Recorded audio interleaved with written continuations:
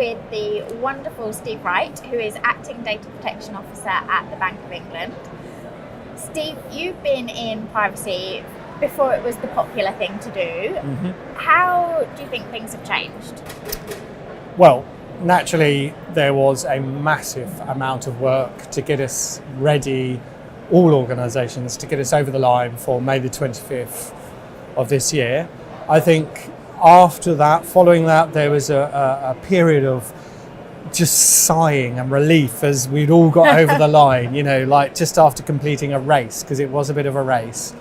All our own doing, because we all knew about it long enough in advance, has a 2-year implementation window. But I think a lot of organisations didn't get started right up until the sort of 6-8 months before, properly, fully up and running, unless it was very large organisations, regulated sector in particular, probably found the journey a little bit easier. But I think for a lot of organisations, where I was before at John Lewis, it was a complete mindset change in how to use data, how to think about data, and what the requirements were around the data. So I've seen a massive amount of effort go into just understanding how and why we collect data. That's been the principal difference. My background obviously was cybersecurity. So we never questioned why we had the data. It was always how we can protect the data, make sure the integrity was kept there, make sure it was available. But never why do we have the data in the first place. So my biggest change has been getting those senior business leaders to kind of really understand why they've collected it, how long they intend to use it, and those kinds of things. And that's been a major change that I've seen. Do you think that people since then have now got a different understanding of the value of their data? Absolutely, yeah. I would say we tried to, as an industry, we tried to monetize the data and said, it was worth on the black market, it was worth X pounds or pence, etc. I think what's happened is that realization of how much it costs to acquire the data. So if I think about all the marketing data at John Lewis, say for example, that's all taken an awful lot of effort, time, money. And when you start to work out the true cost of getting that customer to interact with us, to click through, to then spend money, then each one of those customers, consumers, such as me and you, they're all got a value which is far greater than what I originally thought, in terms of what it's worth on the black market. It's the cost of acquisition that's become much more apparent and clearer for the business to understand about that. And I'm not saying that was just GDPR or cybersecurity alone. I'm just saying that what's happened is we were all aware of the risks associated with losing the data, and people wanted to hack into it and steal it.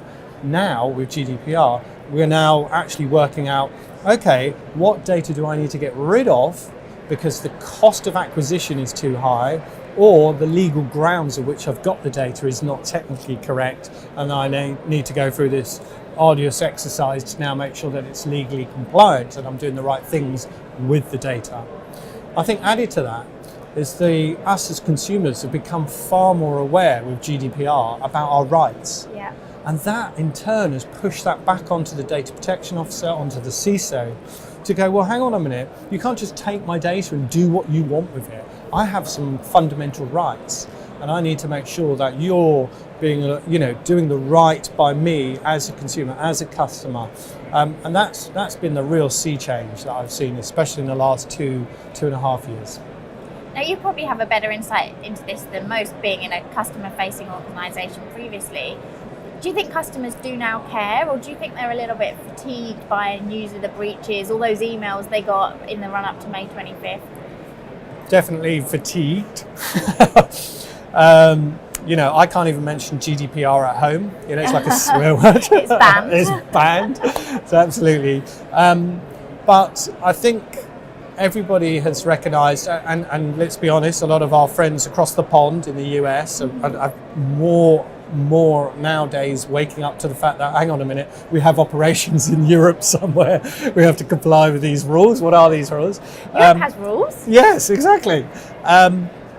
So I think there is a bit of consumer fatigue, But now it's settled down in terms of the amount of inquiries that we were receiving, the rights that were being exercised at John Lewis.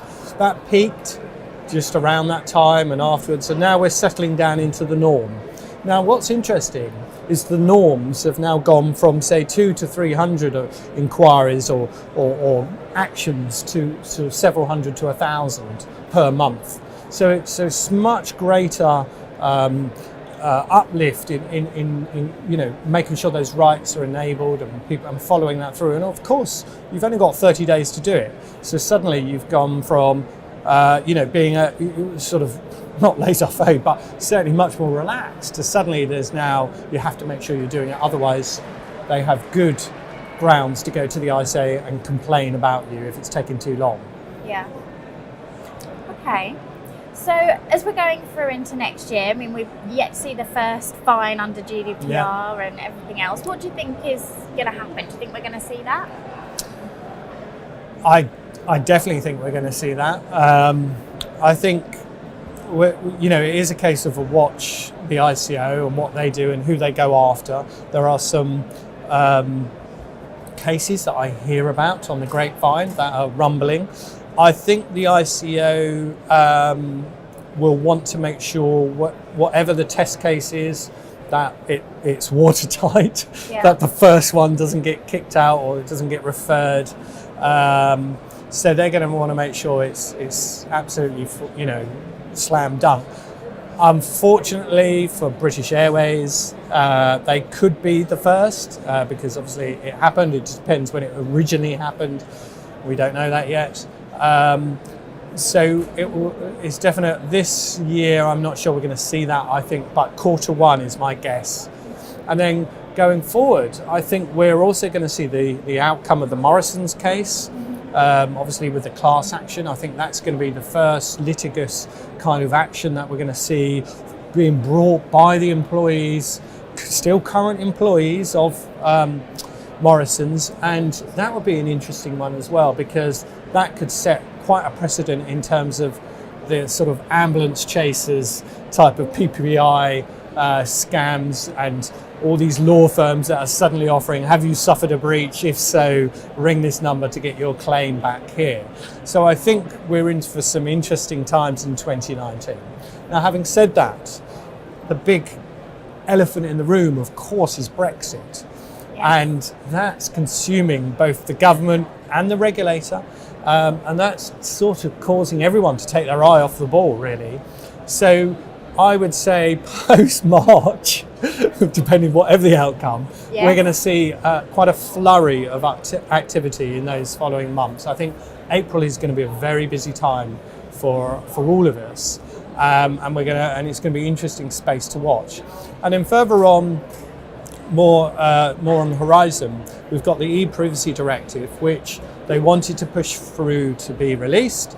It got kicked into the long grass. Next year, there's parliamentary elections for Europe, for the EU, so it's a 2020 probably activity. And again, where we fall on the whole adequacy ruling with Brexit, that's going to change, because will we be able to transfer data, interconnecting companies that traverse Europe and beyond? All these questions are going to be up in the air on the outcome of these Brexit negotiations, and so we're going to see a lot of potential work if we are not adequate, if we're not found to be adequate, and therefore all these new rules, we'll have to prove those rules before we can export and import that data across the border.